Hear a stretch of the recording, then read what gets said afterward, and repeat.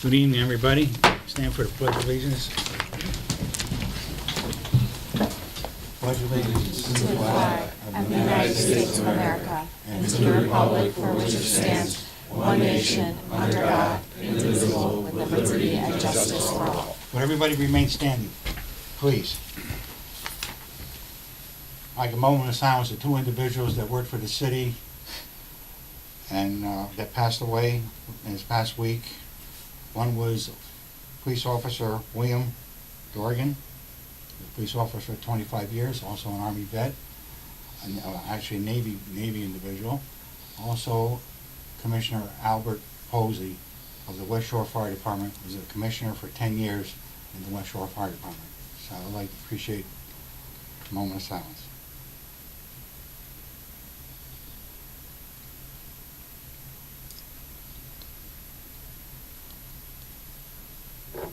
Thank you. Clerk will take roll call. Councilman Gary Donovan. Councilman Gary Donovan, Councilman at Large, present. Councilwoman Colleen O'Connor is absent. Councilman Ronald Quagliani. Councilman Ron Quagliani present. Councilwoman Bridget Hosky is absent. Councilwoman Melly Garthwaite. Councilwoman Melly Garthwaite, 2nd District, present. Councilwoman Sarah Akbarali. Councilwoman Sarah Akbarali, 3rd District, present. Councilman Mitchell Galagnano. Councilman Mitchell Galagnano, 4th District, present. Councilwoman Robin Watt Hamilton. Councilwoman Robin Watt Hamilton, 5th District, present. Councilwoman Catherine Tucker is absent. Councilman Victor Boris. Councilman Victor Boris, 8th District, present. Councilman Robert Bruno. Councilman Robert Bruno, 9th District, present. Councilman Stephen Johnstone. Councilman Stephen Johnstone, 10th District, present. And Chairman Peter Massaro. Chairman Peter Massaro, 6th District, Councilman President. Thank you. And we have a quorum, Mr. Chairman. At 6:50, we are going to have a public hearing, and I'm going to turn it over to Councilwoman Akabeli. Thank you, Chairman Massaro. The time is now 6:52. Tonight we have a public hearing on Communication A from Abdul Gadir, City Engineer, from the November 14th, 2022 agenda regarding bond ordinance appropriating $1,200,000 for the costs associated with the Dawson Ave Contract 3. Is Abdul here? Abdul, do you mind coming up and just speaking to us a little bit about this ordinance?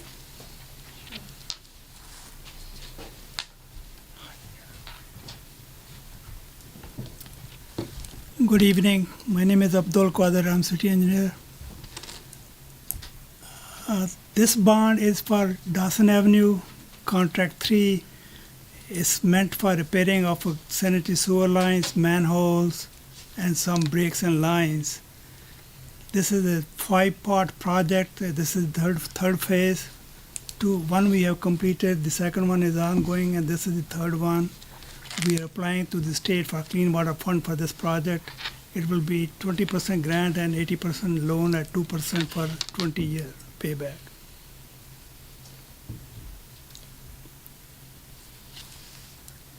Thank you, Abdul. I appreciate it. Thank you. If anyone from the public wishes to speak specifically about this topic, you may do so now. For a second time, would anyone like to speak on this topic? For a third time? The time is now 6:53, and the public session is now closed on Communication A. Thank you, Councilwoman Akabeli, and we will be in recess until 7. Unless you want to have the council members ask their questions now to Abdul so he can leave. Is that something you want?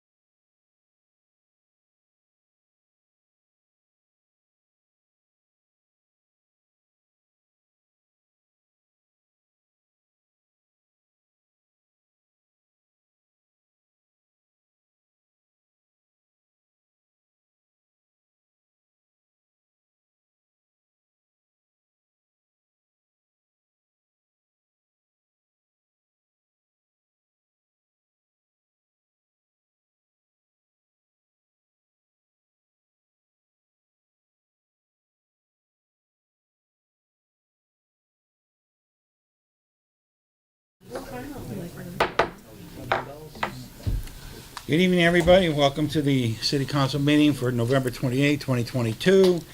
And we're going to start with public session. Anybody would like to come up and approve? Yes, TV? Me? Yep, you were the first one to raise your hand. Nothing pressing. I just want to, Stephen Mullins, 22 Oak Road in Allentown. Thank I just want to go along with the chairman mentioned earlier with the moment of silence. Just for the record, that Commissioner Posey was also planning and zoning commissioner for about 13 years. Oh, yeah. In addition to fire commissioner in West Shore. Thank you. Thank you. Anybody else like to come up and address it? Yes, ma'am. Hi, I'm Kathy Hebert. I live at 166 Bloom Street, West Haven. And basically, I just want to touch base about the April Street boat ramp. I know that there's been a lot of complaints lately given to the council people, and I am part of the Sandy Point Neighborhood Association. We do various cleanups. And I went down there today, and it's an absolute mess. And I know this is to be expected, just because of the history of it. But if Public Works, if there's any way you all could have Public Works on some regular basis, go there and pick up the garbage that is just all over the place. Also, there's and again, this has been long history. I'm not going to change it. But if the police department would kind of survey it or surveillance. I mean, I live there and I walk there, and there's just people hanging out, drinking, throwing their stuff out the window. I mean, I've actually gone up to a couple of them and said, hey, knock it off. And they actually have picked it up. Their drug paraphernalia, condoms, there's a lot of hooking going on, or maybe, I don't know, but sexual activity. It's just, the usual stuff. And I know the police drive through it, and maybe they feel they at least know where it is and it's confined, but it's not something, sometimes I walk my grandchildren over there to look at the birds in the water. It's just not something that is, nice.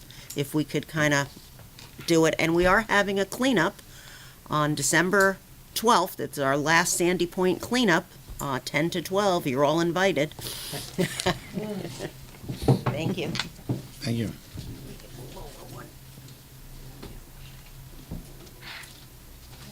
Anyone else like to come up and address the council? Kristen?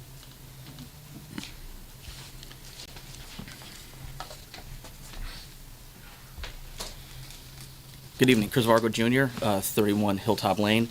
I'm coming here tonight as a representative of the Board of Ethics. The reason I'm here is because I have been made aware that some taxpayers and members of the City Council have expressed some frustrations on how difficult it's been to get a hold of us. First and foremost, I'd like to deeply apologize for that. The reason is that our page on the city website has not been active in several months, since at least May or June, I believe, and the board had not had any email addresses. That has since been taken care of. Our page on the city website is now active, and as of about 2:30 this afternoon, our email addresses are active. I have access to mine. The remaining board members will have access to theirs, I believe, by the end of Wednesday. So although it's taken a lot longer than we had hoped, that should be taken care of. Also, I have been asked by some city council members of the status of the revamping of the code of ethics for the city. It's not so much as a revamping as it is a complete rewrite. We have prepared a comprehensive ordinance package to come before the city council. We approved it to go to the mayor's office on 11/2, I believe it was.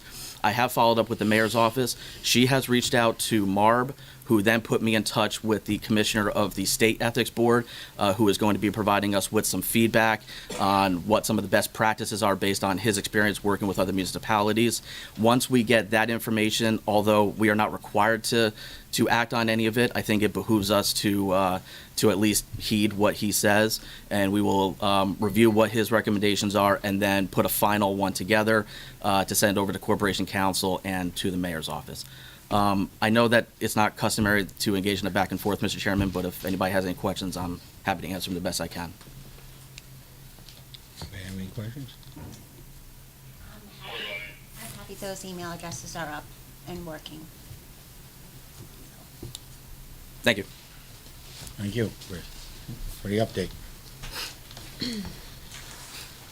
Anyone else like to come up and address the council? For a second time, would anybody else like to come up and address the council? Yes, sir. Hi, my name's Rich Hebert, 166 Bloom Street. I'm just looking for, hope everyone had a nice holiday. Start with that.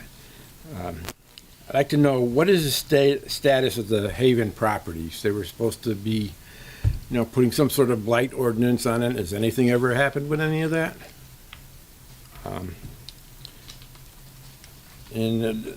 Is there an update on the positions in West Haven, both the paid and volunteer? There was a bunch of openings that were never filled, and people have been questioning those things.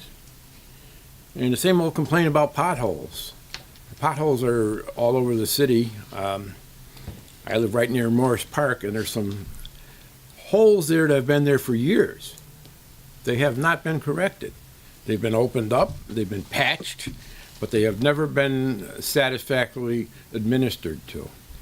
They're still there, and it's an accident waiting to happen. Somebody's going to get their wheel caught in there, and people walking the street in West Haven. So, just if you folks could pass that along to powers that be. Thank you. Thank you, sir. Anybody else like to come up and address the council? Would anybody else like to come up and address the council?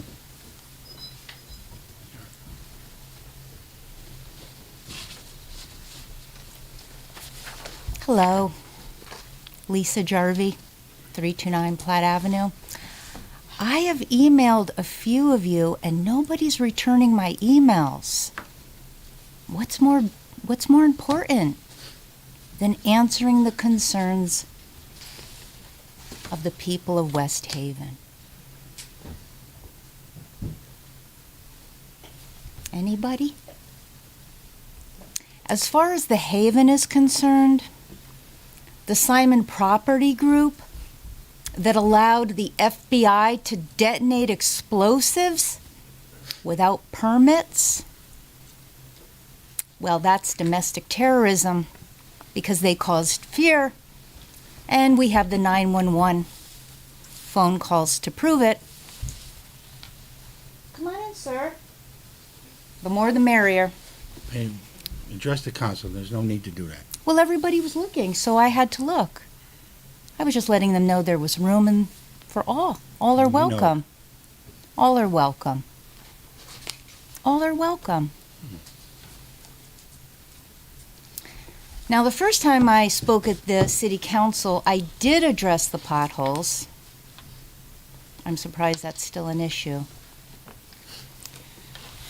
I also sent an email to Tom, the Park and Rec guy, who got $40,000 that he didn't deserve as a salaried employee.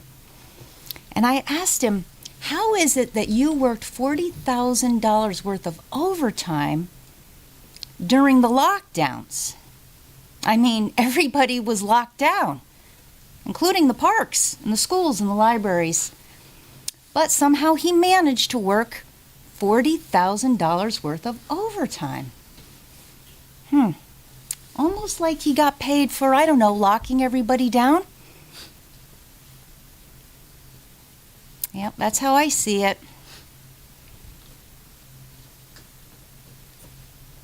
And the first time I spoke at the city council, my representative, you came, you followed me out of the building. You said you liked what I had to say.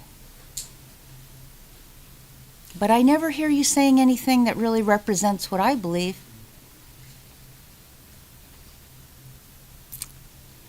So, I would appreciate it when I send people emails that they respond to my emails, because my emails are very, I think, well thought out, and I have legitimate questions. I come here, I can't get answers.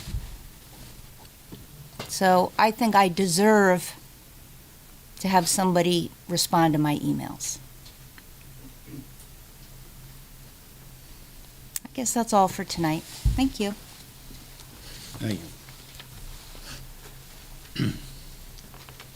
Would anybody else like to come up and address the council?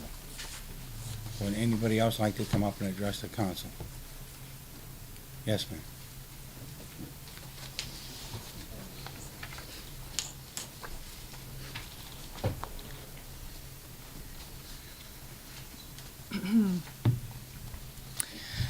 Hi, everyone. I'm Michelle Coletti, 46 2nd Avenue. I hope you all had a good Thanksgiving, and I want to thank all of you for all of your service throughout the entire year. I wanted to take a moment to formally introduce myself as well as the Sandy Point Neighborhood Association. Our organization was officially formed in 2021, and our goal is to act as partner with the city to increase the quality of life within southeast section of West Haven. Anyone can feel free to visit our website at sandypointneighbors.org to learn more about the organization, the initiatives, the board, and the calendar events, including our monthly cleanups. Our board includes myself as president with 20-plus years industry experience, as well as 6 additional folks encompassing a vast relevant experience, expert knowledge base, and we're all passionate about our community. Our committees reflect the needs in our neighborhood and vary from beautification to public safety, traffic, pedestrian safety, and our soon-to-be-formed nonprofit grants committee. Within our bounds, we have many important projects that we're hoping to help partner with the city to push forward, including the Beach Street Road elevation, the Chick site, the beach pump station renovation, Sandy Point Bird Sanctuary enhancement, the Debonair Hotel site, Morse Park revamp, the water treatment plant odor mitigation and outfall pipe repair, as well as the West Haven boat ramp enhancement. While we continue to roll up our sleeves with cleanups, we want to move forward into 2022 with our official formation of a non-for-profit 501c3 organization, and we'll be working on funding grants like the Community Investment Fund, to secure additional funds outside the scope of the city budget for special projects, such as the aforementioned much-needed repairs, including upgrades to Morse Park. We're working to support Audubon currently to secure funds for a local resilience hub in West Haven similar to the one they have in Milford. We have our next board meeting on December 6th, and we hope the 3 district city councilwomen, Councilwoman Garthwaite, Councilwoman Acravelli, as well as Councilwoman Hosky, would consider joining us for a few minutes to hear in a more detailed fashion some of these plans and projects and the vision for our neighborhood going into 2022. So thank you all for your time and attention, and we hope to keep 2022 going on a more positive note. Thank you. Thank you very much for your assistance. Anybody else like to come up and address the council? Would anybody else like to come up and address the council? Yes? I would. Excuse me, Gerald, she was first. I am sorry, ma'am. I did not realize that. They would rather maybe not occur at all. I wouldn't be too sure.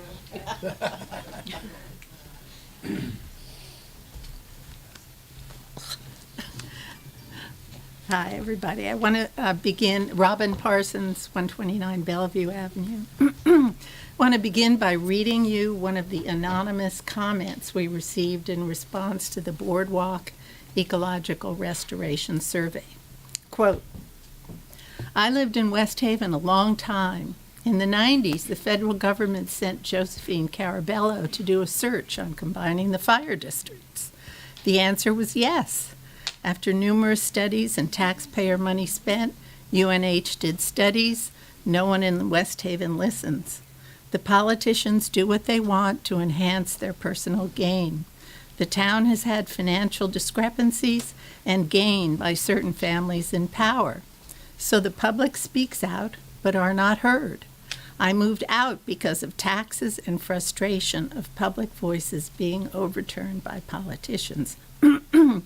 Just frustrated. I'm afraid, in spite of all your efforts, a brewery will be allowed to rebuild the conference center, then long-term lease from city. not going through all the required channels. As usual, sneaky. So once again, people are asked their opinion, but it's just to keep them at bay. No one listens. West Haven is just sad. Always has been, always will be, until the voice of the taxpayers is heard. Unquote. As those members of the council with longer tenure know, I urged adoption of a resolution to participate in the Sustainable CT initiative back in 2018. What happened since is a textbook example of why West Haven is sad. The record of the Sustainable CT initiative is one of the administration excluding input and disregarding key recommendations for municipal best practices. After my last public report to the council in 2021, my urging the city to take participation in the initiative seriously was ignored. After the pandemic, the initiative was handed off to an in-house risk manager without even the courtesy of letting me know, much less an expression of appreciation to the team that achieved certification. The risk manager likewise made no effort to collaborate, but started anew, lost informed participation, and just recently announced the effort would be abandoned.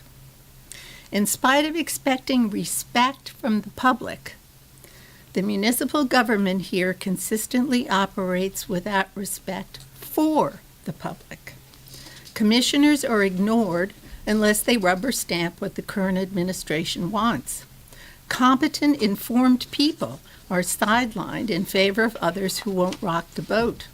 You have professionals on the tree commission who no longer participate due to being sidelined.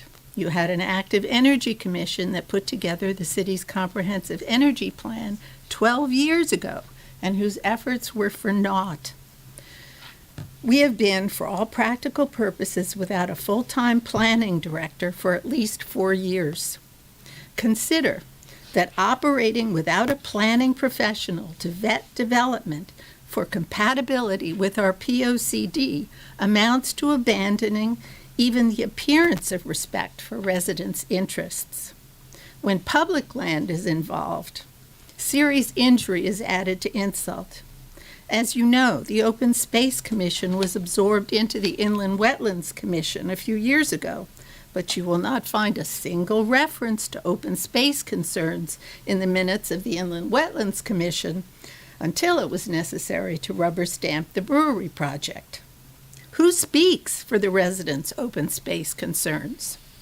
Who insists that those concerns be taken into consideration before a project goes forward? Residents have the right to expect design professionals to make decisions about what happens on public lands in accordance with a coherent plan, not by employees who lack appropriate credentials. What happened at the British landing site is an abomination. What is happening now along Captain Thomas Boulevard is likewise out of place. The pattern here seems to be hold no one accountable, rinse and repeat. I know a lot of people around here say this is a political party issue, but given that it involves respect for the residents of this community, I certainly hope that's not the case.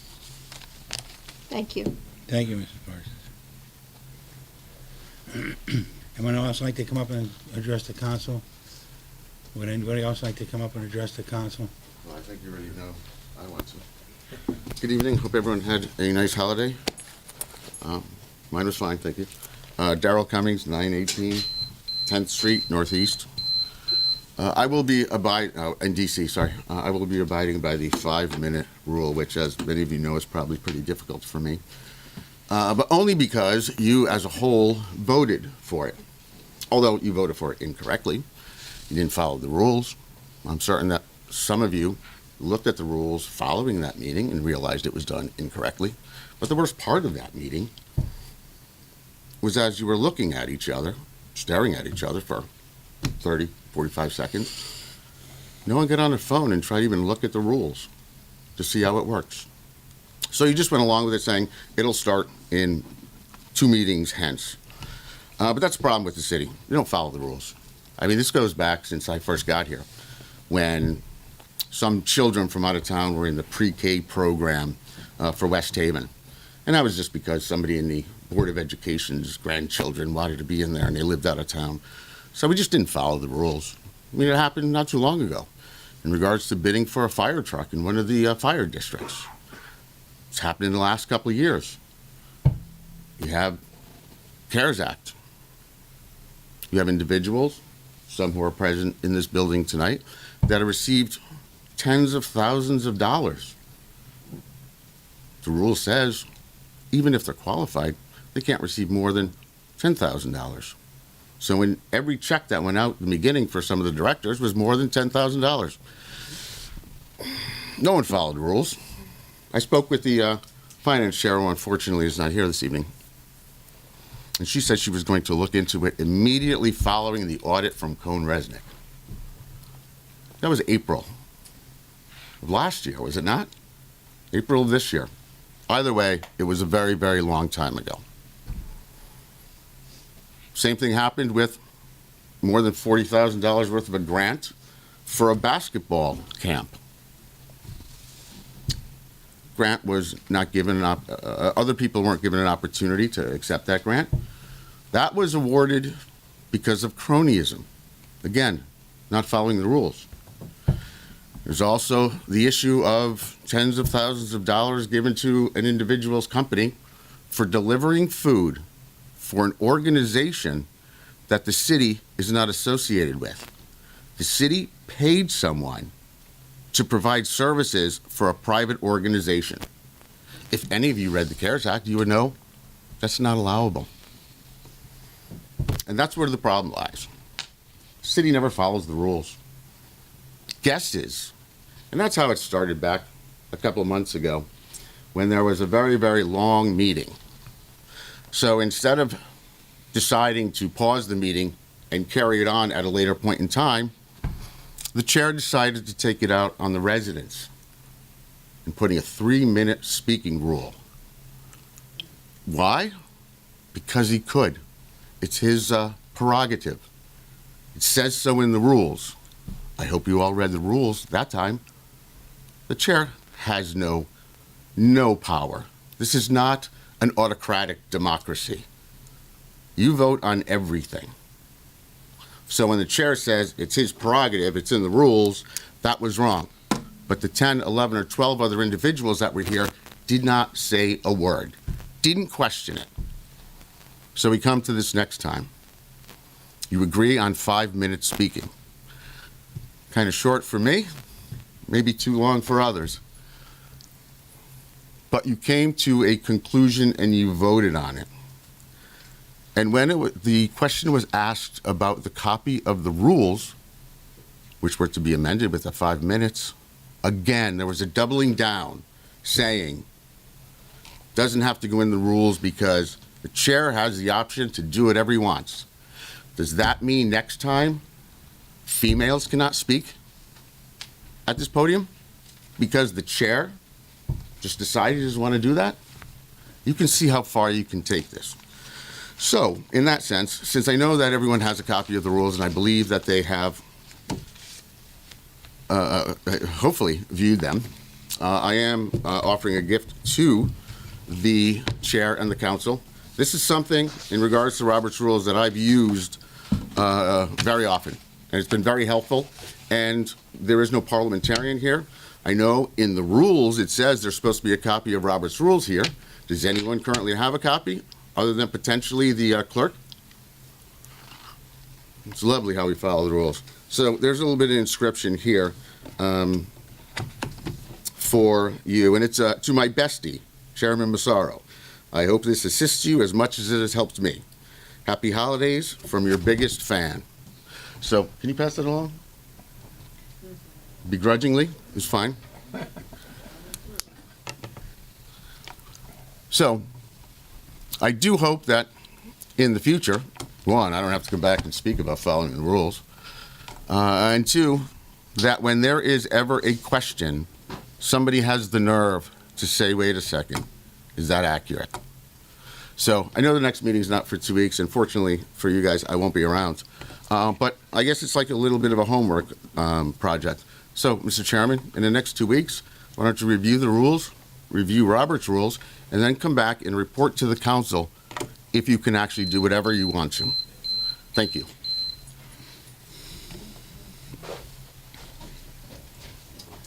Would anybody else like to come up and address the council? Would anybody else like to come up and address the council?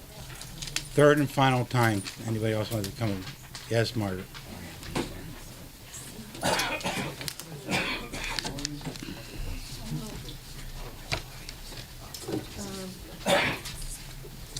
Margaret A. Krisminski, 1 Robarts Street in the Allentown section. I see you had the city engineer. Why are we bonding? We had $29 million. Couldn't this money come from the $29 million? Why are we getting in trouble with bonding? We still have holes in the road. I don't think anything got paved. I know I come down David Street and you live over there, Peter, Mr. Chairman. A lot of holes over there, and I'm tired of those holes, like the whole city. Well, I had an incident 2 weeks ago, so I couldn't come to that meeting on the 14th.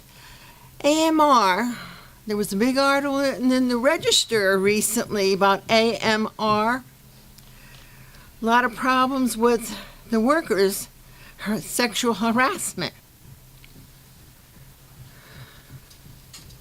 I would like to have that investigated because let me tell you, my episode of 2 weeks ago, I was in an AMR ambulance.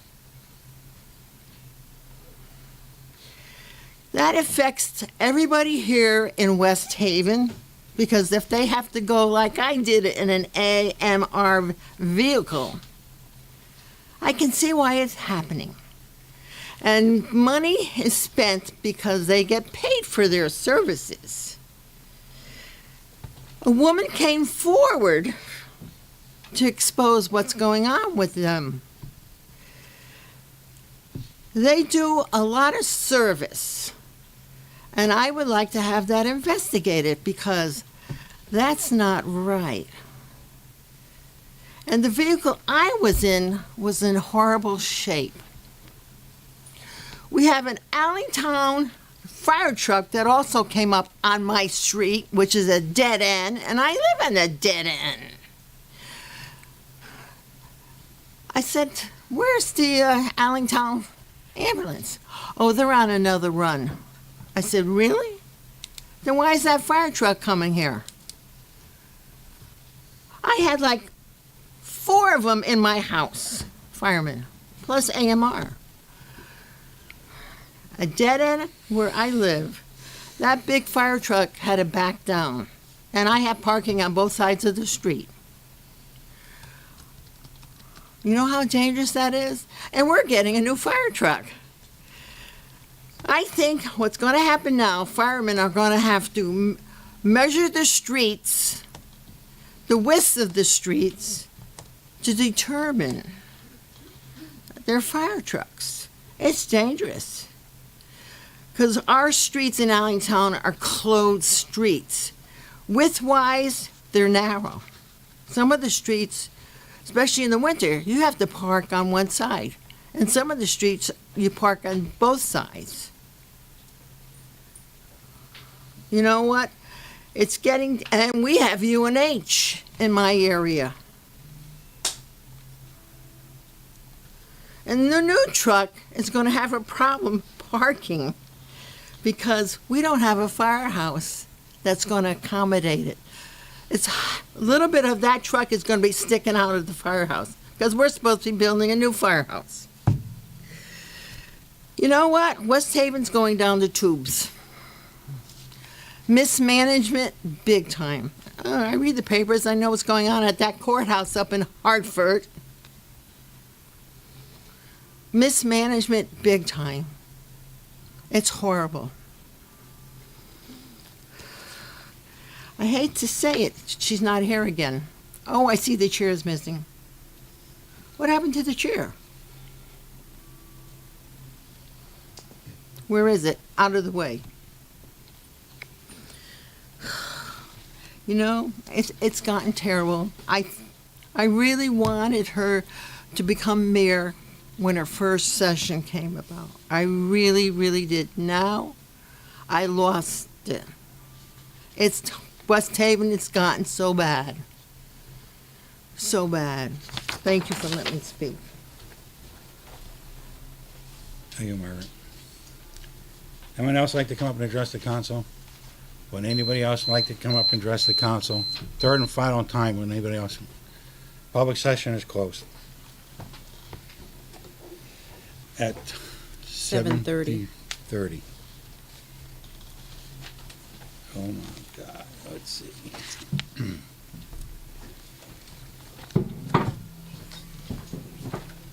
Council meeting will come in order at 7:30. I'd like a motion to approve the minutes for November 14th.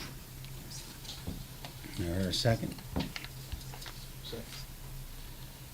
Any discussion?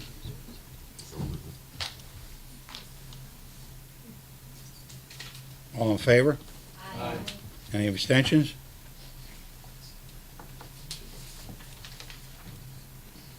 So we Any have, opposed? we have Johnstone and Boris Yeah. abstaining. That's it? Okay. Any opposed? Motion passes. And the clerk will read the communications. Okay, this evening we have communication A from the tax collector regarding overpayment refunds for the month of November 2022, which will be filed with tonight's minutes, Mr. Chairman. Okay. That's it. And that is all we have for this evening, Mr. Chairman. Okay. Okay, we'll pick it up as the council as a whole for communication A10. And Olivia, if you're here, you want to explain your...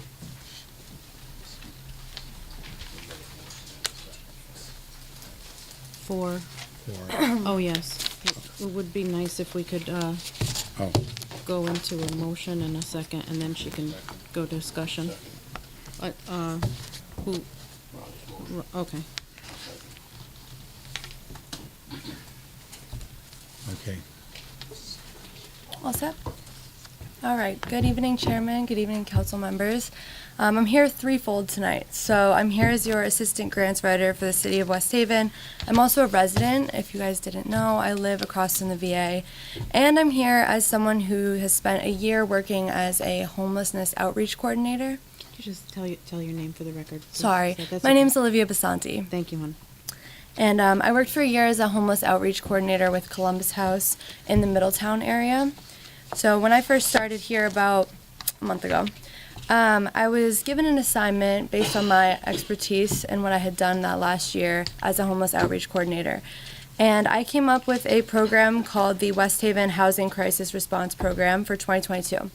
So I wrote up a narrative, and I'm going to read it for you all, especially for the public and people watching online who don't have it in front of them.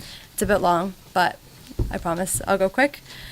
So this program requests $354,500 of American Rescue Plan Act funds to address increased rates of homelessness in West Haven. The requested amount includes a homeless outreach case manager, a housing support fund, and emergency hotel funds. These funds will be jointly managed by the Emergency Management Director and the Commissioner of Public Works. In September of 2022, 151 households in West Haven contacted 211's Housing Crisis Line. 1/4 of these calls resulted in individuals and families becoming formally enrolled in a homeless or housing assistance program. This includes shelter. These numbers are second only to the city of New Haven out of the 19 towns covered by the Regional Homeless Response System, which we know as the Greater New Haven CAN. CAN stands for Coordinated Access Network. For greater context, the state of CT saw declining rates of homelessness for the last decade, but had a sharp increase of 13% in 2022. Housing crisis calls to 211 have risen so drastically in Connecticut that they have exceeded staff and funding capacity, forcing United Way to discontinue 24/7 service for the 211 call system.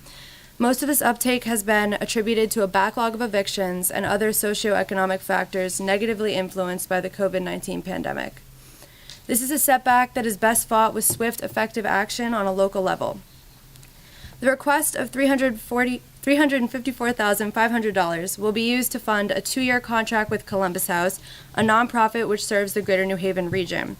$149,500 of this request will cover 2 years of a salary for an outreach case manager who will serve explicitly and exclusively West Haven residents experiencing homelessness. Homeless outreach, as practiced by Columbus House, serves those living in places unfit for human habitation. I can go more into detail about that later. This case manager will coordinate with West Haven's community partners to identify individuals in need and will receive referrals from 211 and United Way. This targeted approach utilizes the training and expertise of Columbus House. We're not reinventing the wheel here. This is something they've done for 40 years. An additional $150,000 of this request would be utilized by case managers as a support fund to assist with rental applications, security deposits, rental prepayments, obtaining essential documents like IDs and birth certificates, and additional miscellaneous housing costs like obtaining furniture and moving. These funds will be explicitly bound to West Haven clients and enrolled in rehousing programs and only used for the above listed reasons. In speaking with the Greater New Haven CAN coordinator and the program manager at Columbus House, a lack of supportive funding opportunities present a challenge to housing clients who may require moving assistance. This support fund would be managed by Joe Soto, who is our emergency management director, upon application by the outreach case manager on a case-by-case basis. To address need through 2026, $55,000 of this request goes towards emergency hotel costs for West Haven residents in crisis. These funds are only used when shelters are full and individuals or families are unable to safely wait for shelter space in their current living situation. The duration of these hotel stays are 2 weeks, and the cost is split 50-50 between the City of West Haven and the agency which has referred the family for hoteling. This is almost always 211 or United Way. This request includes frontline outreach support, housing expense funding, and addresses emergency needs for individuals and families. This partnership with Columbus House ensures people with a relationship to West Haven can access housing services and community resources like mental and physical health support. Connecticut has been a leader in the fight to end homelessness. Funding this program is just a small step towards achieving that goal and compensating for the ongoing housing setbacks caused by COVID-19. I also include a budget sheet for your review. It just breaks down the salary portion. I got those numbers from Columbus House, and they just kind of explain where the $75,750 per year comes from.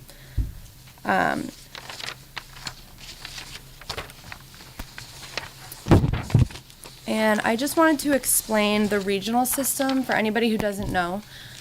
So in Connecticut, we have a regional homeless response system. That would be the map here with all the, it should be colored, I'm sorry if it's not. But this map just shows how Connecticut has broken up its homeless response system into CANs, which is Coordinated Access Network. We are in the Greater New Haven CAN. I wish you could see it, but it's pink, and it's 19 towns. Anytime someone calls 211 in that area, it registers as a client in the Greater New Haven CAN, and then they get referred to the appropriate provider based on where they're calling from. So with this program, people calling from West Haven would be directly referred to the outreach case manager. And then my flow chart that I made, I'm sorry if it's not in color, but the outreach case manager will receive clients from these 3 different places. They will get calls and referrals from 211. They'll perform outreach in West Haven, which means they will drive around West Haven looking for individuals who might be camped out outside, panhandling, and they'll receive tips from community organizations.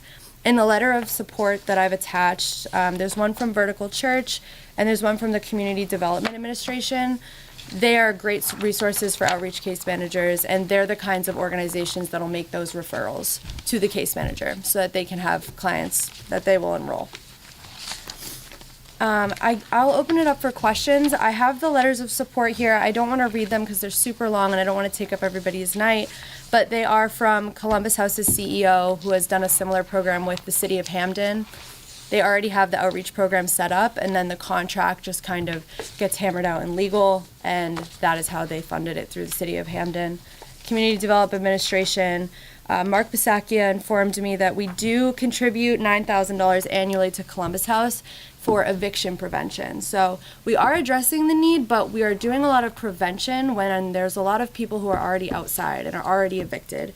And the $9,000 is just not enough. So I think that this program request really is a holistic approach and hits it from all sides. So I am totally open to a bunch of questions, and I'm really excited to hear what you guys think. Anybody want to ask? Hi. Miss Olivia, so the question I have is, could you give the Cliff Note version, I think, for the public to have a better understanding, from start to finish of someone being recognized, going through the process, because I think, and I know I'm one of them, the question is, are we going to be part of the problem or part of the solution? Because we do have people, it's just the way society is, they take advantage of the system, but we do have other individuals that do seek help, they want the counseling, they want the resources. So can you kind of give the Cliff Notes version, like I said, of how are the people selected and how that process plays out? So people are engaged. Engaged is the word that we like to use because outreach meets people kind of where they are. So when I was an outreach case manager, I was basically going out into the community, seeing people where they were. If they were out panhandling, if they were sleeping in a tent, and you approach them and essentially ask the question, are you open to services right now? But it's really about building the relationship. So there is no real requirement for them, for this specific program. The requirement is that they are from West Haven or they're outside living in West Haven. So I guess the Cliff Notes version of that would just be that the people who choose to engage in services are the people who are going to succeed in the process. That works. Thank you, Chairman. I have no other questions. Anyone else? Olivia, thanks for putting this together. I've looked at your numbers and your statistics, and I know it's difficult to really get a solid number. I guess my question may be similar to Councilman Johnstone's is how do we determine a successful outreach, right? So, and how do we determine if there's a needs gap versus a commitment gap, maybe? So and I'm sure there are, but in your experience, what is the percentage of people that have been contacted, given the opportunity for services, and for whatever reason, chose not to take advantage of those services and continued to live like they're living, opposed to the ones that you had a successful outreach and now either they're taking whether it be housing services or mental health services or physical health services. Do you have any idea? I can't give you a percentage, but I can tell you that a big tenet, especially with Columbus House in my experience of working with them, is that the repetition and building the relationship is important. So there have been people that I have seen who have lived outdoors for years on end, and when you first go up to them and hand them a business card and try to build that relationship, they're not interested, but you have to keep trying. So there's all sorts of places where someone can kind of fall out of the service provider relationship. They don't have a phone, they move out, they leave the area, all sorts of stuff. It's hard for me to give you an exact percentage. But what I can tell you is that we're not reinventing the wheelhouse with Columbus House's model, and their outreach model is pretty successful. It relies on community organizations who might already have that relationship. Vertical Church is a good example. The letter of support they wrote me, they let me know that they do have connections with a lot of individuals who are living outside right now, but Vertical Church doesn't have the housing resources and the housing funding to connect them to those resources. So that's kind of where Columbus House will step in. And it's a regional approach, even though you're gearing towards West Haven. I mean, the population is mobile, right? So you have to have some type of regional approach to, because who may be in West Haven today, may be in New Haven tomorrow, or that type of thing, right? In your experience? Yeah. So the regional structure is really just a structure, but there is a way to use homeless verifications. So that is when a case manager basically signs off stating that they saw and witnessed this person as they're living in this area. Yes, it is a transient population, absolutely. But there's a bunch of different ways that the case managers are trained to kind of use the information given to them. They have to fill out a history of where the person's been. It has to be third-party verified, oftentimes by food pantries, doctors, mental health physicians, all sorts of third parties. And that's where that information comes from. So it is a transient population, to answer your question, but the goal of this program is really to focus on people who have that strong connection to West Haven. Maybe they lost their housing from West Haven 2 years ago, or maybe they're currently here and they've been here for 2 years. It really depends. And that's going to be left up to them to figure out when we get to like the legal contractual portion of it. And they would work with our other not-for-profits and other social service or religious agencies that are already kind of doing that, some of that work here, maybe not on a formal basis, but and the city as well, right? The city does some work for emergency housing and things like that. They'll all work together. The city, for example, I know I keep bringing my personal experience into it, but I think it kind of helps paint the picture. I would spend time with the police officers because they're oftentimes a first point of contact, and churches, any sort of local nonprofit food bank where people are more likely to be experiencing housing insecurity. Those are kind of the places you want to form those connections with, and then they'll give you a call with the person's permission saying, hey, I have someone here who might need your help.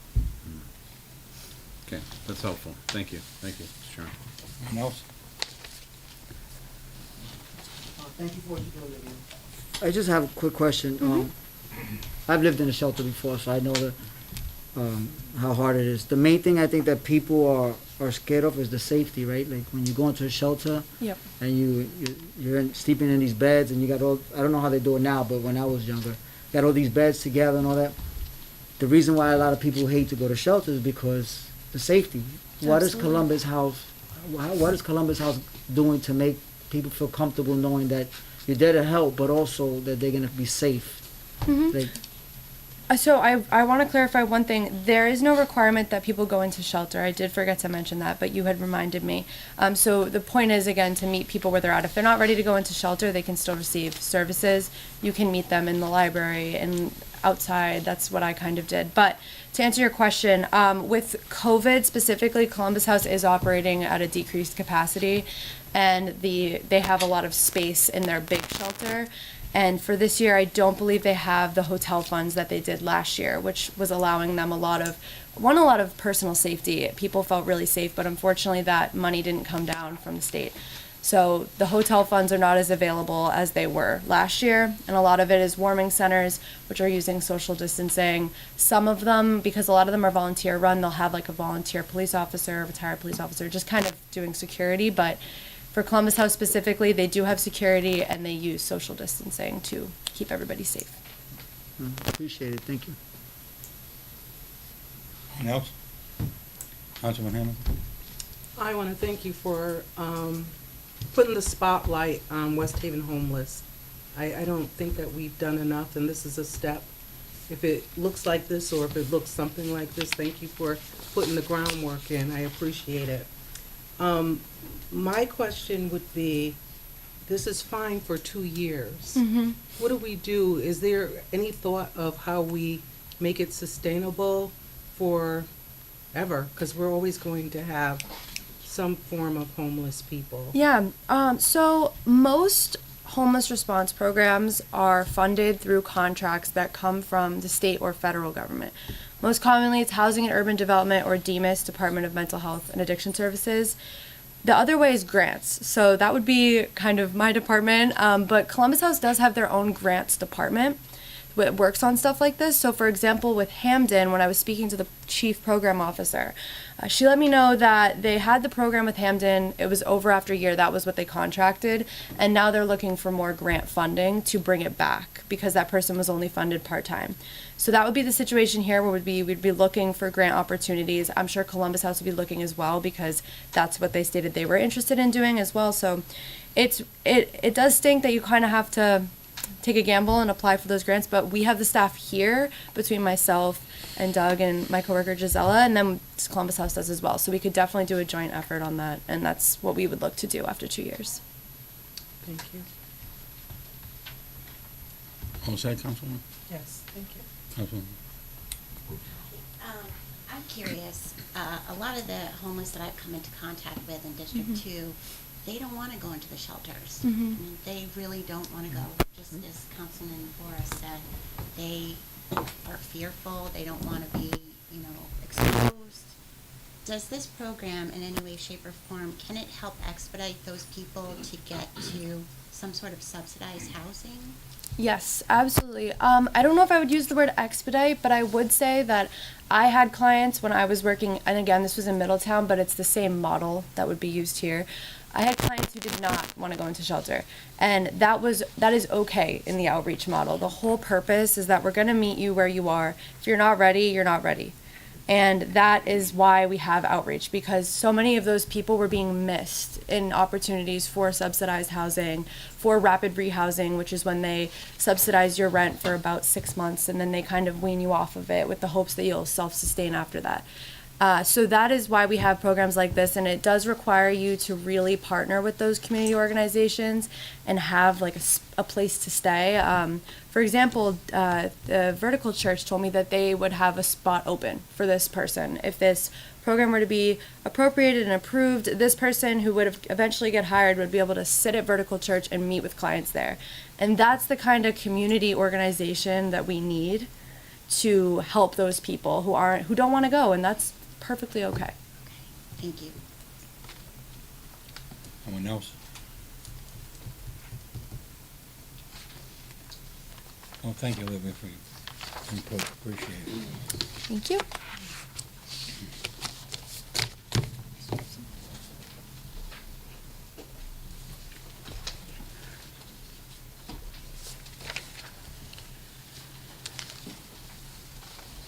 So, you gonna do an all in favor, or what are we doing?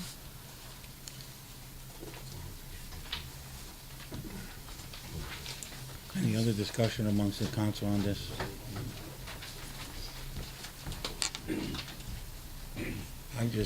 I have one thing that, we already have in play a housing crisis in the ARPA funding, which is 810, which is $1 million, which this would theoretically have to go in front of the ARPA committee, which we all know has to take place of going out to bid and getting the right individuals to do it, and that's the way it's set up.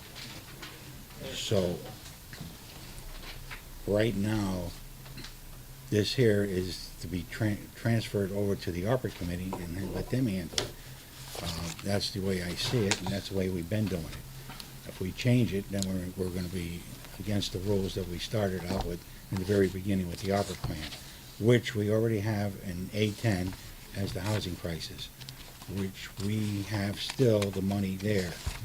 So my recommendation is that this here goes forward to the ARPA committee. If anybody else got anything else to say about that, I'm willing to listen.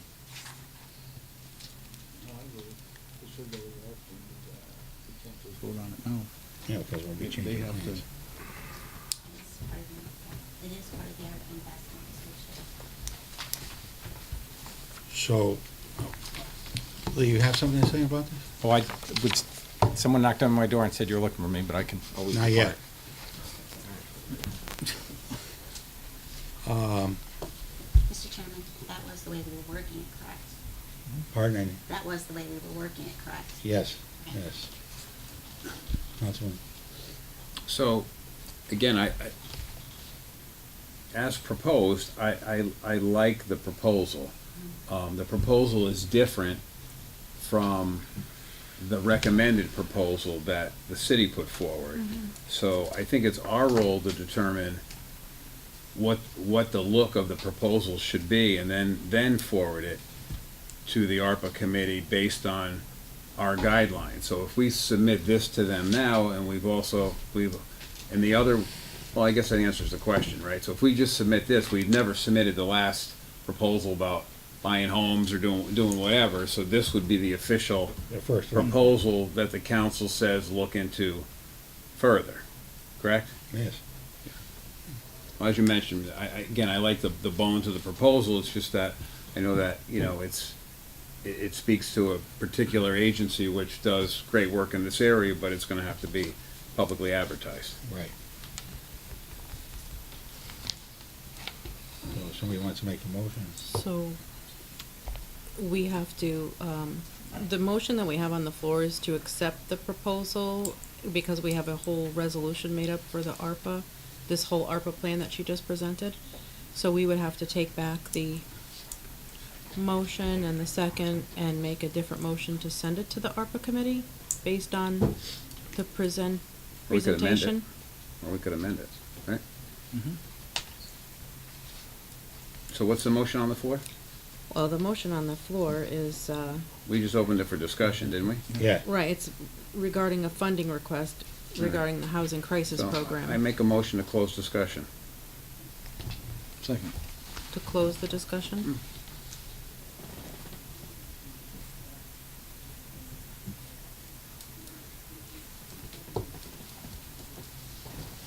And then, Poll the count, the discussion on that motion, and then call the vote. Any discussion? Roll call. oh, No roll call to, discussion? why do we Yeah. need a roll call? Why do we It's up to need you. a- Well, you don't need a roll call, I guess, right? No. I'm Okay. confused. Just move the question. I'll take back the roll call, just. So, We're just, all this motion is to close discussion, then we Close can take up the discussion. next motion. take it up to the next one. And we have all in favor on that? Aye. Aye. Opposed? Abstention? Motion So, passes. Chairman, if you just want to read what that motion is into the record, and then we'll just get a second on it, no? All right, we can do that. You want the new one? Or the old one? No, the one that talks about this particular proposal tonight. It's long. It's a big resolution. That's what that's why I said Yeah. what I Yeah, said. I'll read it. You could read it then. You want me to read the whole thing? Okay. If you don't mind. No, I don't mind. Okay, so it says, "To the Honorable City Council of the City of West Haven, your committee on council as a whole, to whom was referred the matter of Mayor Nancy Rossi's ARPA Committee Investment Plan regarding Housing Crisis Grants Funds, reports that the committee met on the 28th day of November 2022 to consider said matter. It is the unanimous opinion of the committee that the following motion be presented. Whereas the city is in receipt of American Rescue Plan Act funds hereinafter referred to as funds, whereas the mayor has submitted to the council a spending plan for the expenditure of funds. Whereas the city council has fiscal responsibility for the appropriation of the funds under section 4 of the city charter entitled supplemental appropriation. Whereas the mayor and her administration have executive duties for administering said funds, including but not limited to purchasing requirements of Chapter 42 of the Code of the City of West Haven attached hereto for reference. Whereas this resolution is intended to supersede and replace any previous resolutions made on the same subject. Resolved that the city council hereby appropriates funding for the following project: 2022 Housing Crisis Response Program. $354,500 is appropriated to address the issue of homelessness in West Haven through the creation of a 2-year contract with Columbus House, Inc. $149,500 of these funds to cover a 2 years of full-time salary for an outreach case manager to serve West Haven. So Stacy, could I stop you? Yeah. I'm sorry. That's okay, I need So, you to, I because think- we're gonna I be think- amending that. I think the motion just stops at that we're gonna appropriate $354,000 for the homeless housing crisis, and that's it. And then it would be, the rest of it, program narrative, and then we're referring it to the Yeah. ARPA Right. committee? Yeah. Okay. Yeah, that's it. So I'm gonna take out that it's appropriated to address it. I'm gonna cross out the rest of this. We can't have it go to one entity, it's gotta go out to bid. It's gotta go out. Right, okay, I'll backtrack. $354,500 is appropriated to address the issue of homelessness in West Haven through the creation, I'll just say, of West Haven, period. How about that?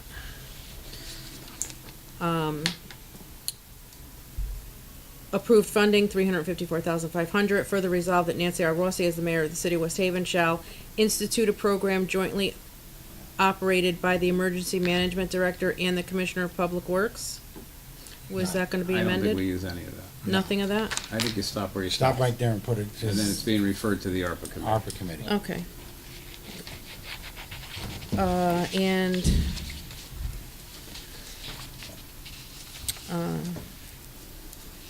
I'm gonna put that up as where the whereases are, how about that? And then I'll reread the whole thing. Whatever makes you happy. Hang on, give me a second to figure out where it's going.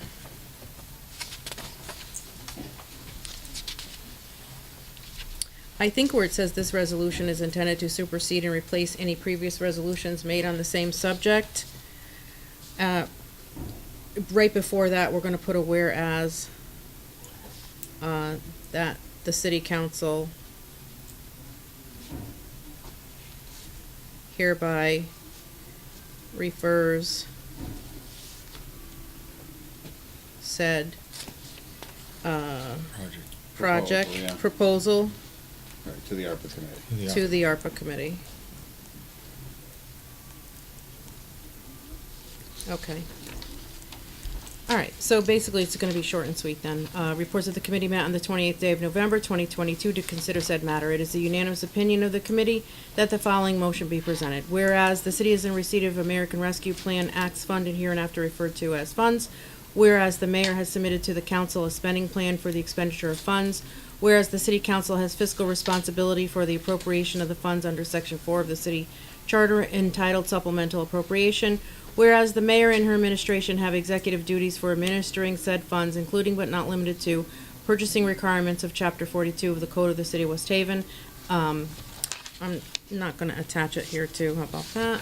And whereas, the city council of the city of West Haven hereby refers said proposal to the ARPA committee for their review?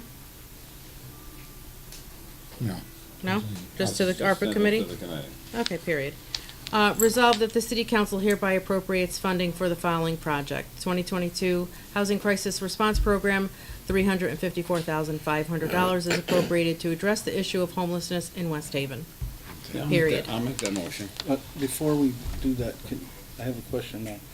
What about the 150 for housing support? Is that separate? Is that another? No, that's total. That's- That's The- 354 is the total.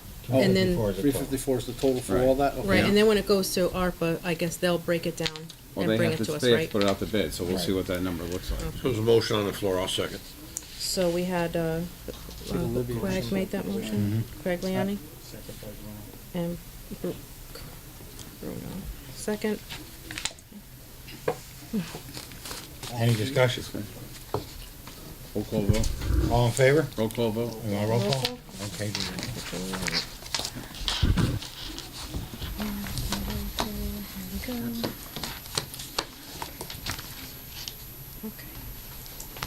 Councilman Gary Donovan, Yes.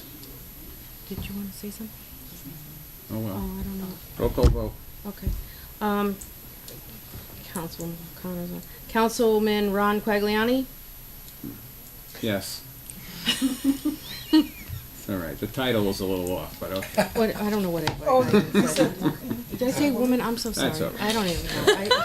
I said Councilwoman O'Connor's absent, then I need to. I'm teasing with you today. Yes. It's hot in here. Councilwoman Hosky's absent. Councilwoman Melly Garthwaite? Yes, you missed Gary. No, I said Gary No, first. you got Oh, first. you got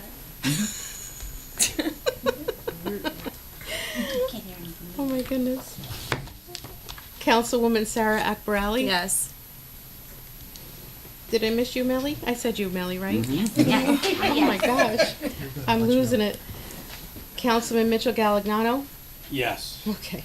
Councilwoman Robin Watt Hamilton? Yes. Okay. Tucker's absent. Boer's not in the room. Councilman Robert Bruno? Yes. Councilman Stephen Johnstone? Yes. And Chairman Peter Mazzaro? Yes.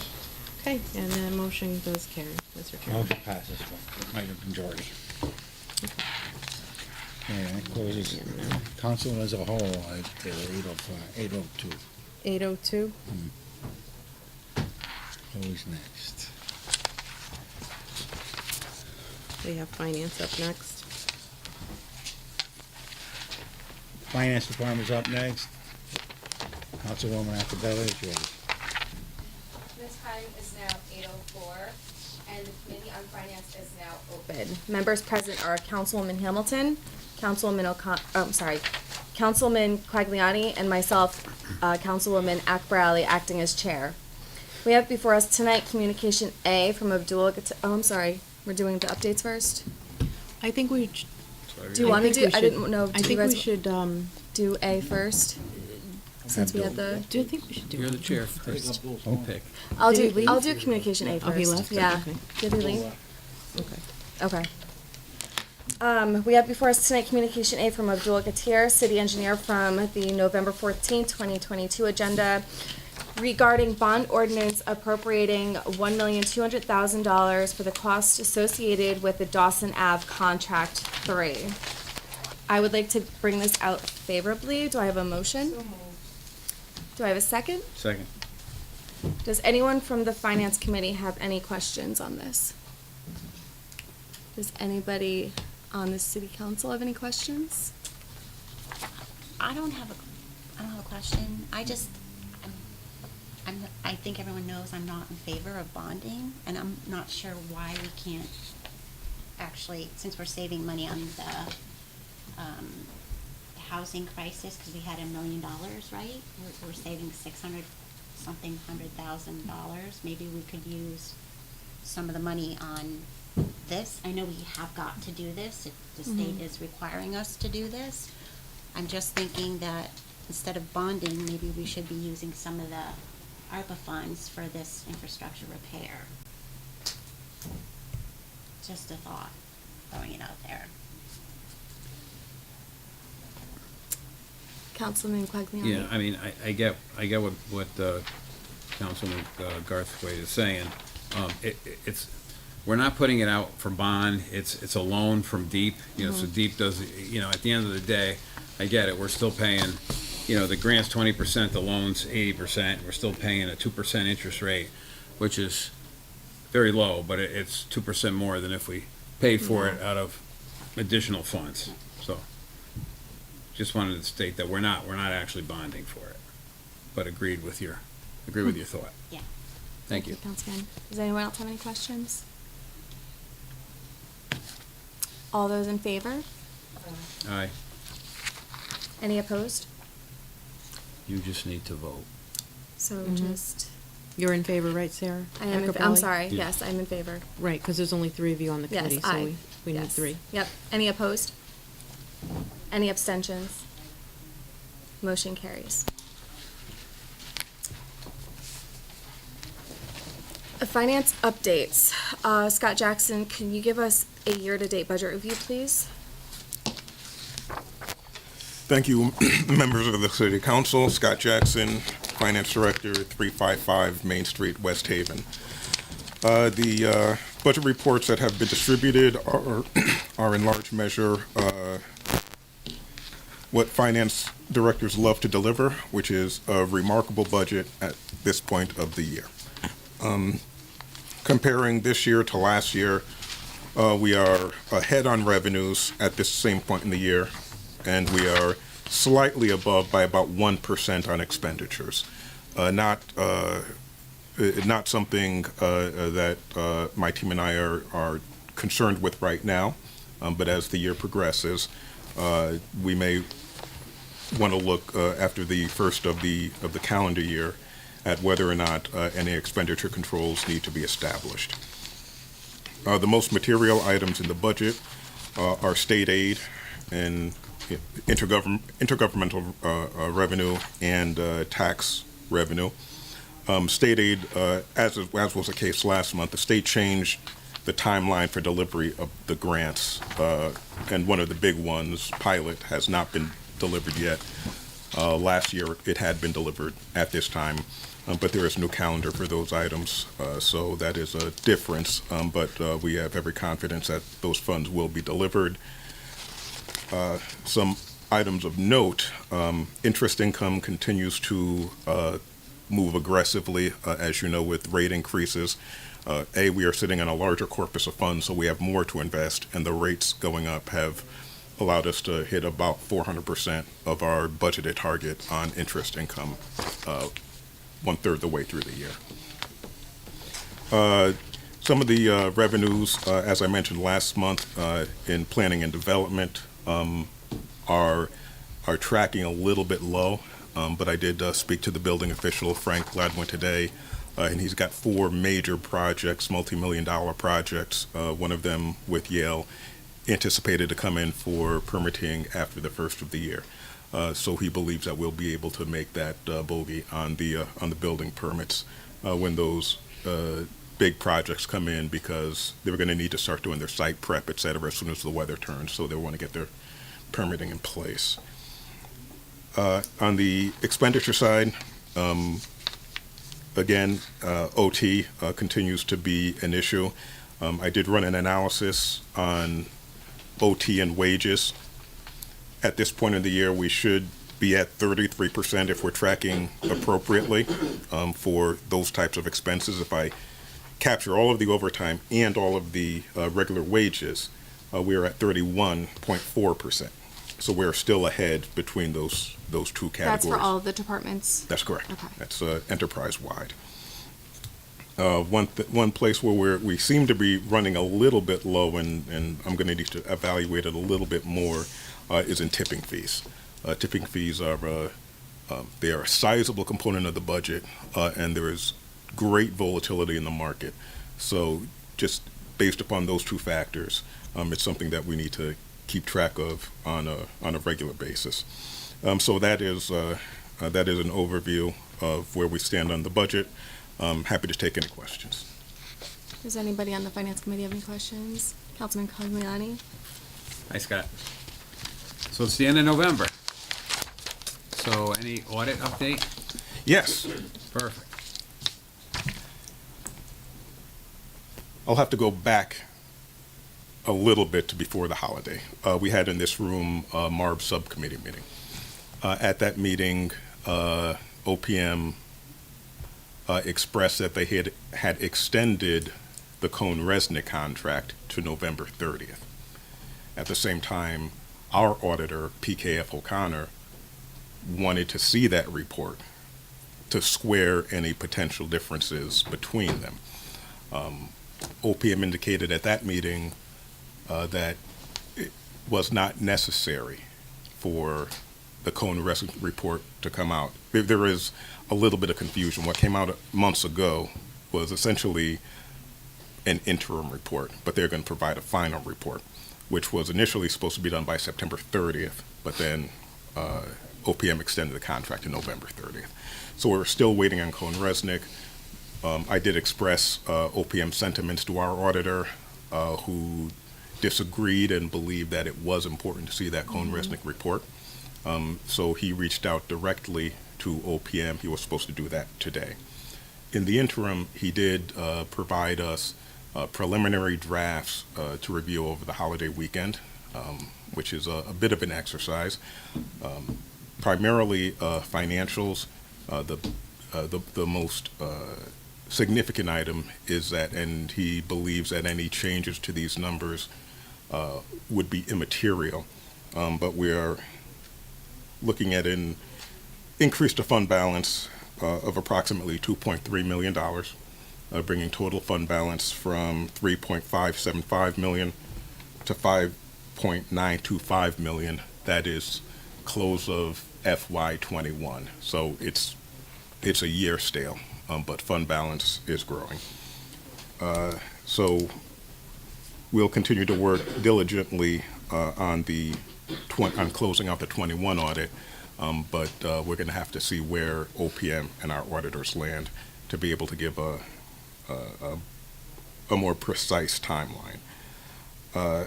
So it was very difficult engaging in essentially 3 audits at the same time: FY21 audit, FY22 audit, and Cohn-Resnick. Now we've added a 4th auditing firm to the mix. The financial manager, also contracted by OPM, has hit the ground. We've spent a lot of time uploading documents, and the firm Whittlesey will be on site tomorrow to go through more documents and continue that process. So we have a 4th auditing firm in the mix. And once 21 is concluded, we will begin in earnest on 22. We've been filtering information throughout the months So we'll be starting from a better place than we did on the 21, and we anticipate being able to complete 22 audit in closer to a standard timeline. The statutory date is December 31st, and when I worked at OPM, they actually came to my desk, and very little came in on December 31st. You can apply for 30-day extensions, and it was regular for folks to extend to end of January and end of February. That's a standard timeline. So we should be able to make that. So that is an update on the many audits. So will the city be filing an extension for this November 30th deadline for the 21 No, audit? the city is not allowed to, because you can only extend to June 30th. So we've been in a separate category since June 30th, and OPM is fully aware of the status of our audit. So it's likely, strike that. So typically in the past, as soon as the audit is ready for release, the finance director and the mayor would work with the finance chair to schedule special meetings to go over the audit. Yes. With the council. I would anticipate that would happen in the next couple of weeks. Yes, I think that's fair. Okay. All right. You mentioned OT. I was going to ask you about an OT mitigation plan because I do see some OT that's trending above budget. So if you said you got a handle on that, I'll leave that for next month. I just do want to talk a minute about now that you have 4 audits going on, you're also going to be involved, if you haven't been already, in a budget process coming up very, very soon. So with the budget process also comes the 5-year financial plan process, which we haven't seen. I think it was submitted to us in May or June as an initial draft, and then it got pulled, and I believe, correct me if I'm wrong, that you and the city are working with MARB to put together the bones of a financial plan, and in particular, a mill rate mitigation plan, which in my mind says that what we're estimating for a mill rate for the next 4 or 5 years increase is not sustainable, nor is it sustainable by the city, or is it sustainable by the residents? So I think somebody's working on a mill rate mitigation plan. I'd love to see a draft with some of those ideas before we see a budget that has a mill rate affixed to it. I'd love for this council, we have 2 liaisons to the MARB, that maybe they could get actively involved in how the council could help with the mill rate mitigation plan. But I could tell you, based on the draft that's going forward, there's no way that I could support, a mill rate that's suggested for next year or the year after or the year after that. So I'd really like to see what that draft mill rate mitigation plan is, so we could kind of dig into it. So we started out a working group a couple of months ago, and right now we have on the table about 8 ideas that need to be further fleshed out. But it is something that we absolutely continue to work on. So if we have ideas, can we send them to you? Absolutely, 100%. Okay, good. Thank you. Thank you, Councilman. Does anyone else have any questions for Scott? Councilwoman Hamilton? Mr. Jackson, you mentioned tipping fees, and we're always worried about that. I'm wondering, now that the city is taking, we're in this program, we're being a little mindful of our trash and stuff, do you think that might make a difference in the cost of tipping fees? Absolutely, because tipping fees are by weight, and the food scraps are a very heavy component of household trash. And so part of the budget mitigation plan involves maintaining a program like this as long as we see good results during the pilot phase. So absolutely, that is one of the components of the budget mitigation plan. Great. Thank you. Thank you, Councilman. Any other questions? Yes. I just have a couple of questions. I'm really curious, what departments are mostly occurring the overtime?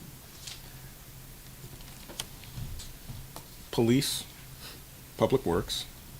And there's a curious thing that I somehow didn't notice in the maelstrom of the preparation of this year's budget. But two departments that absolutely need overtime were zero budgeted. And when I look back in time, it's been that way for years. One is ERS, and one is IT. So I have been working with Jen Amendola at ERS. It's just, traditionally it's been commingled in the wages, and so it's a little bit hard to pull out. But the size of that transfer is such that it is going to need MARB review. I'm hanging around $266,000 on that one, from wages into overtime. And the majority of the overtime is which department? Public Works, Police, ERS are the big users. Is there any way we can start cutting Public Works overtime? Because just from what I've seen, I see a lot of Public Works out on Saturdays, on Sundays. Why aren't they working a little bit longer on, during the week? Is there any way we can cut it, just so we can save some money? I can bring that to Commissioner McCarthy Yeah. as a request from the council. Yes, please. I have a quick question. Oh, thank you. I have a quick question, Scott. Are you able to get us a breakdown after you've worked with ERS and IT to see what those overtime numbers are? Yes. Okay, I appreciate that. Thank you. Do you have another question? I do. I'm just curious, when will we see any numbers on the food scraps program? When will we see, how much is being collected? How much is, I would have to confirm this with Mr. Coulter, but I do believe that by the end of the calendar year, Okay, last we day of should see December, something. we should start to see some numbers start to I'm filter interested through. in that. Any other questions? You're welcome. Councilman Johnstone? Scott, just a real quick question for clarification for myself, and I think a lot of residents. The police overtime, is that due to a lot of the openings we still have where guys are working double shifts that cover the gaps? 100%. Okay, that's all I need to know. Thank you. Chairman Massaro? If that's the case for that, for the PD, I understand in ERS has a few people that are out ill for quite a bit of time. Yes. Which that is overtime, right? Yes, these critical public safety entry points that require 24/7 and a certain level of staffing, they are the most subject to the overtime, absolutely. Thank you, thank you. Thank you. Any other questions for Scott? Yeah. Councilman Donovan? I believe it can go for Public Works as well, because I know they have a few people out. I know they're either sick or comp or whatever they are. And to get to your point, Melly, and I do understand, they do have crews, I believe, on the weekend, straight time crews on Saturday and Sunday as well. But, yeah, with the overtime, I could see, especially winter, getting ready to hit us, and hopefully it doesn't, with the snow and everything else coming, that's going to jack that up even more so. Yes, and I think we've all lived through enough federal disasters in Connecticut over the last decade to understand that there are times when Public Works is your emergency response unit. Right. Because the police can't get anywhere and the fire trucks can't get anywhere Right. if the roads are locked in. Thank you. Thank you, Councilman. Any other questions for Scott? Thank you, Scott, Thank you. so much. I appreciate it. And next is the ARPA update, but we're going to be holding that because Ken is not here. Scott, are you going to give us the MARB meeting update? Or was that? Yes, the MARB meeting was fairly quick by MARB meeting standards. We had a very light agenda. We did speak to the audit updates and the same style of budget update that I've delivered to the council. We spoke to the to the work that Whittlesey will be doing and what kind of support that they would require from us to be successful in that endeavor. And then we'll continue to talk about timelines. This is only sort of phase one of what they envision. This analysis of where we are and what our capacities are and what our deficiencies are. The next step will be to bring in a financial manager to take this report and draft from it specific recommendations as to improvements that we can make. So this is part one of what's going to be a long process. Does anybody have questions for Scott regarding MARB? Thank you so much, Scott. I appreciate it. Lee, are you here to give us a police pension study update? I can't say much. All I can say is that I think the mayor's going to meet with the union any day. She's putting finishing touches on the proposal. There might be two proposals, but they're both, as I said before, they're both proposals would be affordable. I don't want to let too much out of the bag, but I don't think there'll be any apprehension cost-wise on either proposal coming before you. I'm going to try to get this. I had hoped to get it on this agenda, but I'll try to make sure it's on the next agenda for review, and then whether it's a vote on that agenda or the next one. So, but it's progressing very nicely, and the mayor should have her proposal out to the union any day. Did she give an exact date? She did not, I'm sorry.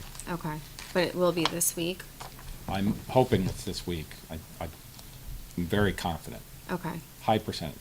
Okay, if you know ahead of time the exact date, can you just email us and let Yes. us know? Thank you so much. Does anyone have any questions for Lee regarding the update? Councilman Johnstone.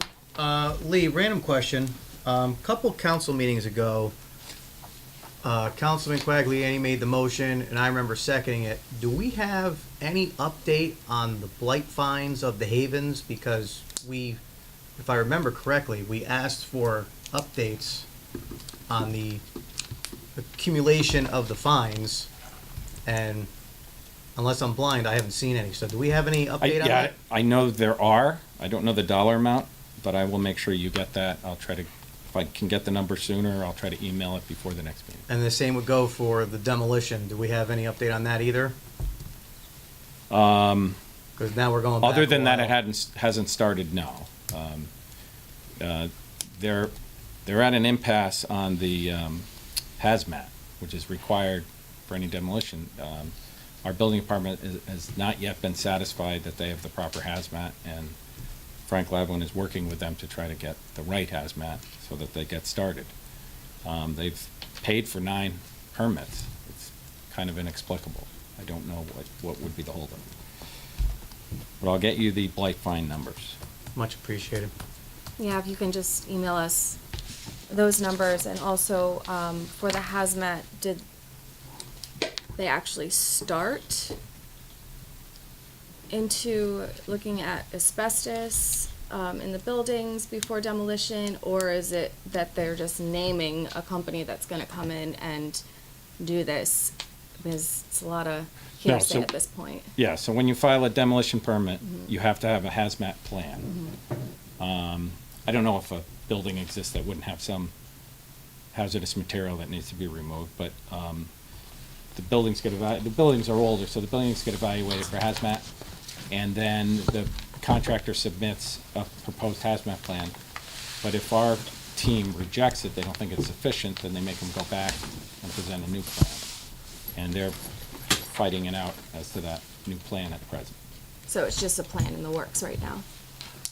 It's not an actual, they don't actually have anyone going in there right now and doing any. No, they're not allowed to until their hazmat plan's Right. approved. Yeah. Okay. And do we know when that's gonna happen? I don't know what's holding it up. I don't recall another time where we had a problem convincing a contractor, an experienced contractor, to get a hazmat plan. How do we get an update with what's holding it up? I don't know how we do that, other than I can ask Mr. Gladwin if he knows. Yeah, that'd be great, thank you. Does anybody else have any questions? Councilwoman? Lee, I have I'm curious, 87 and 89 Washington, is there a B lien on that? I'm not familiar with that property. Remember I Is that down asked you? there? Yeah, it's, you said you would look into it for me, and the blight officer was working on it as well. I It's the house that apologize. is falling down, and it's, I apologize. I will get on that and okay. I'd like communicate back to you before the next meeting. Yeah, thank you. Does anyone else have any questions for Lee? Thank you, Lee, I appreciate it. All right, very good. The time is now 8:30, and your Committee on Finance is now closed. And Councilwoman Machiavelli. And we'll go public lands. Councilwoman Donovan. Thank you, Chairman. The time is now 8:30. The Committee on Public Lands is now in session. Members present are Councilman Quagliani, Councilwoman Hamilton, Councilman Bruno, and myself acting as chair. We're Communication G from August 22nd, 2022. The sale or potential sale, lease, or transfer on 25 Herman Street. We are holding in committee, but the announcement I will make is that the bids the notice has been put in the paper for the bids. So we should be, on our next meeting, I believe, we should be opening them bids if all goes well. Do we have a copy of that for our records? I don't have it. I will get a copy of that for our records, though. Lee, I Who can get has a it? copy of that, correct? Do you have a copy? Copy of what? The copy of the bid notice that went in? Yes, that was done by your city council clerk, so she has a copy of it. Okay. It'd be nice if she Thank you. And told us that. Yeah. I will make sure she gets that to you. Thank you. Time is now 8:31, and your Committee on Public Lands is now closed. Thank you, Councilman Donovan. And Councilman Quagliani to Personnel and Civil Service. Thank you, Mr. Chairman. The time is 8:32. Your Committee on Personnel and Civil Service is now in session. Committee members present are Councilman Bruno, Councilwoman Hamilton, Councilwoman Hosky, myself acting as chair. Councilwoman O'Connor is absent. Before us is communication I from Mayor Nancy R. Rossi from the November 14th, 2022 agenda regarding the reappointment of Elaine Braithwaite, 34 First Avenue, West Haven, to the Inland Wetlands Agency. Ms. Braithwaite's appointment will become effective immediately and expire on July 31, 2027. Is there a motion? Motion. Motion by Councilwoman Hosky. Is there a second? Second. Second by Councilwoman Hamilton. Is there any discussion? Seeing none in the committee, all in favor? Aye. Anyone opposed? Any abstentions? And that motion passes unanimously. Mr. Chairman, your Committee on Personnel and Civil Service is closed at 8:33. Thank you, Councilman Quagliani. Any unfinished business? Committee reports. The clerk will read Communication A into the record. We have Communication A from the tax collector regarding overpayment refunds for November 2022, which will be filed with tonight's minutes. Thank you. Stacy? And then we already did We already did We Council's already office. did that, so we don't have to do that again. Okay. We'll go to the Finance Committee. Councilwoman Cabell. Communication A to the Honorable City Council of the City of West Haven, your Committee on Finance, to whom is referred the matter of the ordinance appropriating $1,200,000 Dawson Ave Area Contract 3. Reports that the committee met on the 28th day of November 2022 to consider said matter. It is the unanimous opinion of the committee that the following motion be presented. Resolved, the City Council of the City of West Haven hereby approves an ordinance appropriating $1,200,000 for the costs associated with the planning, design, and rehabilitation of sewer pipes and manholes related to the Dawson Ave area contract in the West Shore portion of the city, and authorizing an issuance of $1,200,000 bonds of the city to meet said appropriation and pending the issuance thereof, the making of temporary borrowings for such purpose. Councilman Acabella has brought forward communication A, and it's read into the record. Do I hear a second? Second. Any discussion? I have one, Chairman. So just so we're clear what Councilman Quagliani said before, this is a 2% loan, correct? Because I think that this is where the confusion comes with the public. So 2% on 1.2 million, it's what, 24,000? If I did that math correctly in my head. So once again, we're just clear, this is a loan through DEEP. We are not bonding, and it's the 2%. Mr. Chairman, may I? Yes. City will not be issuing the bond for this project. We'll be getting the funds from DEEP, and payment for this will be made by the Water Pollution Control Commission over 20 years at 2% interest. It's grant is 20%, loan is 80%. That's all I need, thank you, Chairman. I have a question. Do we not all get this letter in our packets? Pardon? Do we all have, like, does this only come to the finance committee? What is it you have? Mm-hmm. I don't know, I think that the, I don't know, I just wanted to think make so, sure. but did you get it in there? Did you get it? Okay, okay. Oh, I just wanted to make sure. All set? I just want to reiterate, I think that this project would have been great for the ARPA. A lot of projects would have been good for Yeah, that. right. Anybody else got any? I'll take a roll call vote. Okay.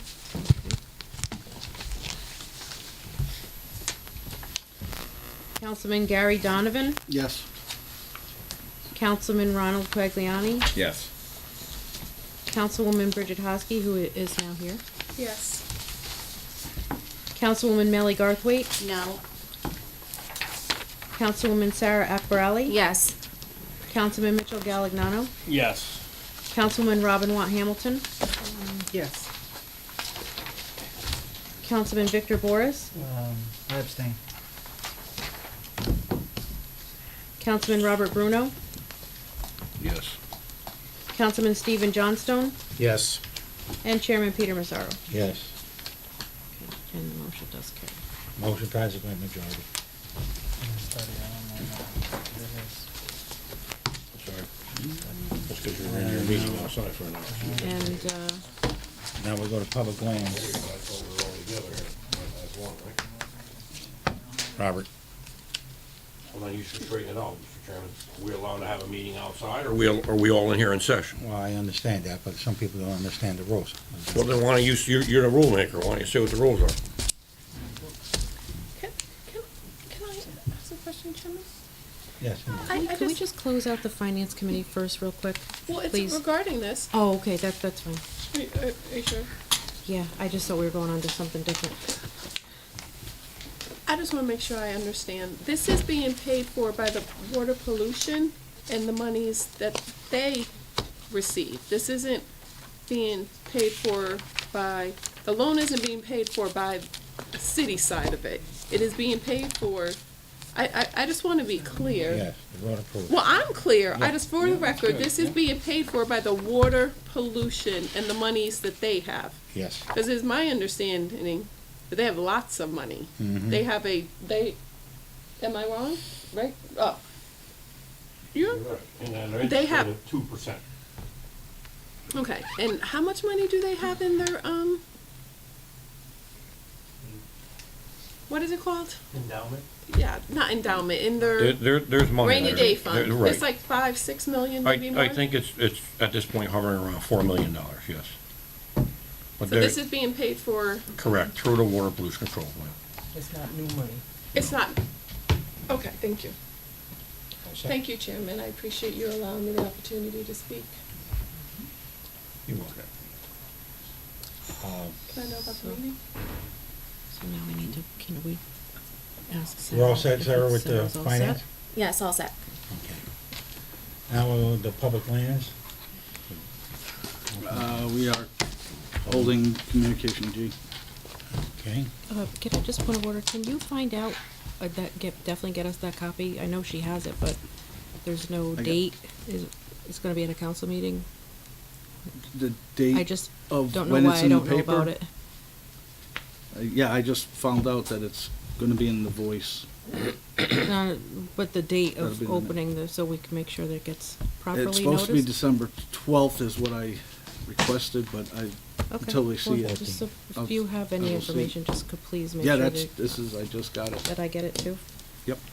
Thank you. Is all set? I'm all set, yeah. Okay. Now we're going to Personnel and Civil Service, Councilman Moriarty. To the Honorable City Council, the City of West Haven, your Committee on Personnel and Civil Service, to whom was referred the matter of a reappointment of Elaine Braithwaite, 34 First Avenue, West Haven, Connecticut, to the Inland Wetlands Agency, reports that the committee met on the 28th day of November 2022 to consider said matter. It is unanimous opinion of the committee that the following motion be presented. Resolved, the City Council of the City of West Haven hereby approves the reappointment of Elaine Braithwaite, 34 First Avenue, West Haven, Connecticut, to the Inland Wetlands Agency. This reappointment will be effective immediately and expire on July 31, 2027. Councilman Quagliani has brought forward a communication I from November 14th, as written in the record. Do I hear a second? Second. Any discussion? All in favor? Aye. Opposed? Abstained? Motion passes. Set for Personnel and Civil Service. Adoptions of ordinances and previous presented. We don't have any. All right. Council liaison reports. I have one, Chairman. Go right ahead. Thank you. So I spoke with the Board of Ed, Neil Cavallero, who's the superintendent, and Kevin Waterfield, who is the chairman of the Board of Ed, regarding the request that the elementary schools have, I don't want to say panic buttons, but there was a request by a resident that we look into them having panic, okay, is that what they were called? So the superintendent has no interest, neither does the Board of Ed. They feel that the security measures that they have in place with the West Haven PD, with the buzzing in of the door, that nobody is allowed into the building without coming through the doors and being buzzed, and all the rooms are locked, that they have no need for this. And they also recently had the food pantry collection at the game a few weeks ago. They collected over $1,000 in donations and over 20 plus bags of food at that game that they had. So it's Awesome. stocking their food pantries until that they can get the money that they were given from ARPA. So really good stuff. So I just wanted to make sure that that the residents know that we did look into that. I had the conversation, and they have no interest in moving forward with that. Thank you, Councilwoman. See? Anybody else got any liaison reports? Sorry, the Allentown fire. On the Allentown lighting of the tree is this Saturday. If somebody can give me the time, is it 6. 6 o'clock? Okay. Just want to remind folks about that. Thank you, Councilwoman Hamilton. Any new business? Motion to adjourn. Thank you.